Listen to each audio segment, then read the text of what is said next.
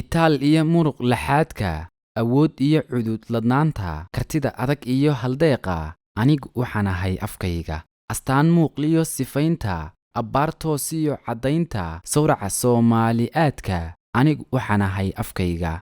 abtiga iyo inaabtigayga, adeer iyo ina adeerka, awow iyo oday macoyga, anigu waxaan ahay afkayga. axdiyo ahdiyo jibaadka, ahey iyo caku tollayda, wirtiyo carta iyo allayda, anigu waxaan ahay afkayga. isaga iyadiyo tusmaynta, kuwaas iyagiyo intaasba, innaga adigiyo inteennan, anigu waxaan ahay afkayga.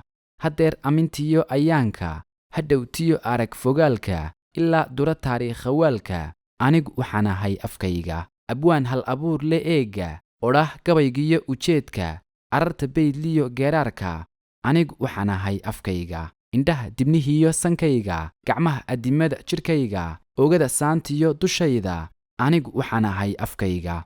hayinka awrliyo hashayda, hantida adhiliyo lo'dayda, fardaha ashkirliyo gammaanka, anigu waxaan ahay afkayga. alliya nebigay ammaanka, caqiidiyo diin iimaanka, addoonnimo iyo islaamka, anigu waxaan ahay afkayga.